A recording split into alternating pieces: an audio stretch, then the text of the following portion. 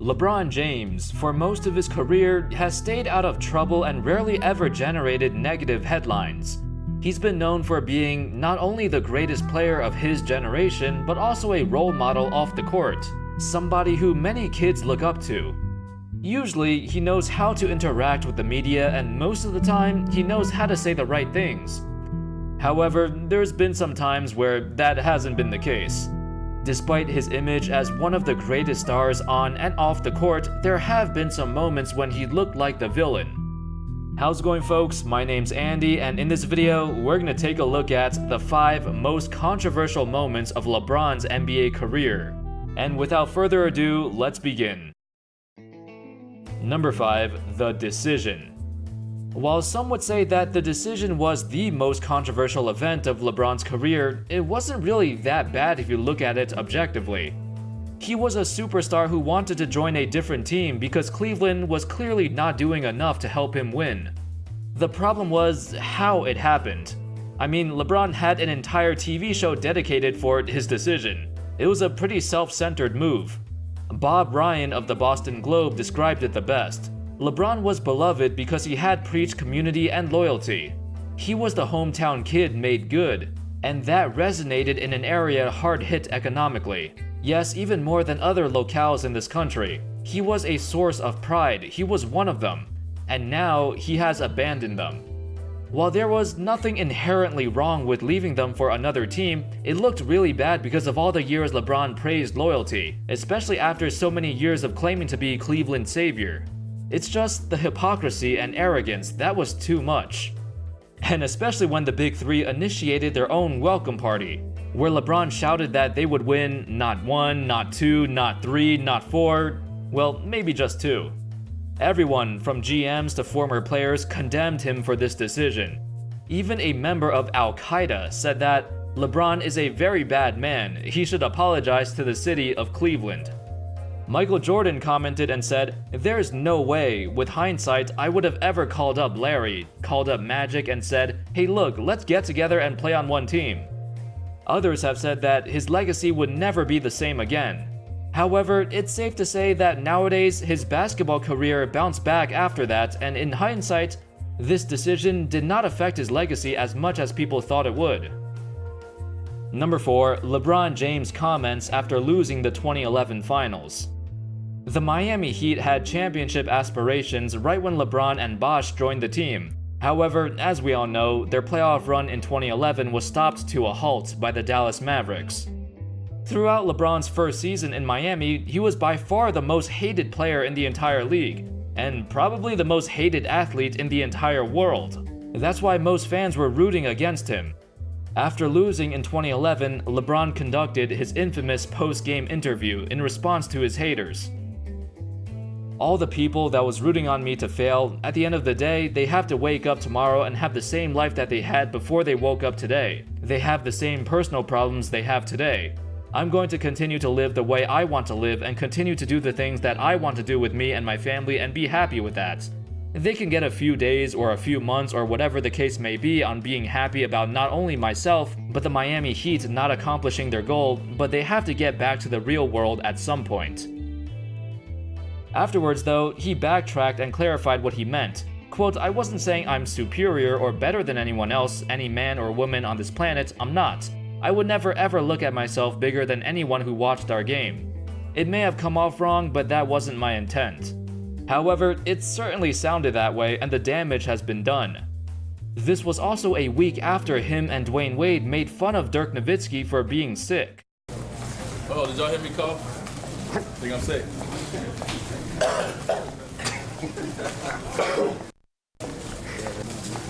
Weather is crazy. It's hard to go from 85-degree weather and then go to 90. Mess with you. Man down. Oh, another one. They were essentially mocking Dirk even though he was actually sick. It was a terrible look for them and for the team. You combine that with the general hatred towards LeBron for the entire season, it made him even more of a villain. Number 3. LeBron's comments on the Darfur genocide. Before the whole recent ordeal with Daryl Morey, China, and Hong Kong, there was something in 2007 that not many people have heard of before. For those who don't know, Darfur, a region of Western Sudan, was going through a genocide of the Darfuri people, a conflict that still hasn't been fully resolved even today.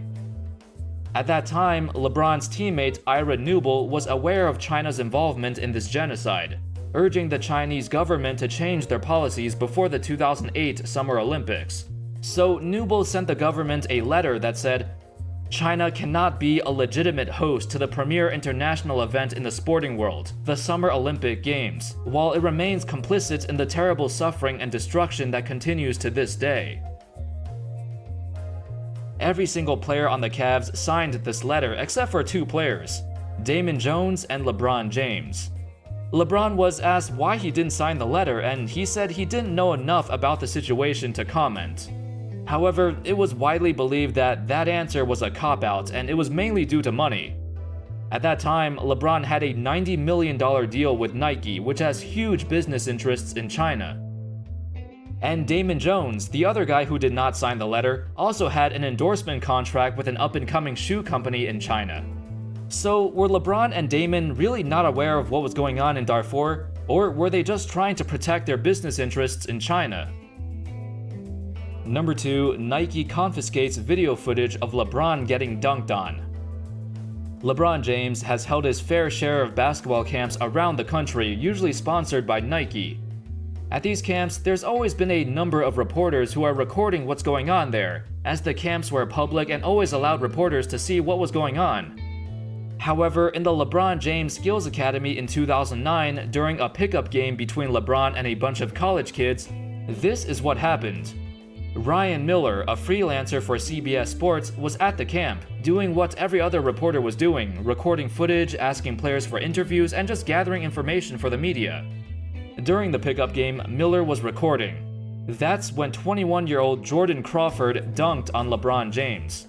You can see it here since not everyone got their footage confiscated. However, for Miller, it did. He said right after the dunk, Lynn Merritt, Nike's senior basketball director, was called over by LeBron and LeBron told him something. Then Lynn walked over to Miller and said, "We have to take your tape." So they took his tape and they took it from other guys filming near the courts too. Miller said he's been filming all day, but the tape only got confiscated after LeBron got dunked on. Miller then said, "There's nothing I can think of besides LeBron just not wanting it online. It's a good story to tell people, I guess, but then again, I'm kind of pissed. I lost my tape." As a result, the only footage we have of the Crawford dunk was filmed by somebody in the upper level. A courtside recording of the dunk has never been released to the public because all of the tape has been confiscated. And number 1, LeBron says Daryl Morey was, quote, misinformed about China. After Daryl Morey retweeted this photo, all hell broke loose, and it brought out some rising tensions between the NBA and China. Not many players commented on this situation, and the ones who did claimed to be unaware of what was going on. However, because Morey's tweet caused some uneasiness for the Lakers and Nets while they were playing preseason games in China, LeBron said this to the media. "I don't want to get into a verbal feud with Daryl Morey, but I believe he wasn't educated on the situation at hand and he spoke." LeBron later clarified that Morey was misinformed about the ramifications of the tweet, not the topic itself, which doesn't really make a difference because the intent is the same. And I think Morey definitely knew what he was doing by tweeting this. A lot of people are aware of what's going on in Hong Kong.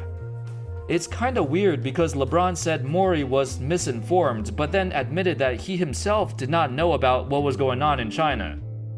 This goes back to the hypocrisy of LeBron. As somebody who actively encourages others to speak out about injustice around the world, he refuses to speak out on things that hurt his wallet.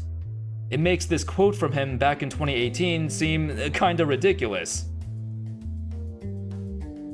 Anyway, that's all folks. Overall, LeBron has stayed out of negative headlines for most of his career, but he's had some controversial moments as well. Out of all 5 of these events, which one do you hate LeBron for the most? And do you think he was right in any of these situations? Let me know your thoughts in the comments. Thank you everybody so much for watching, and as always, I'll see you next time. Peace.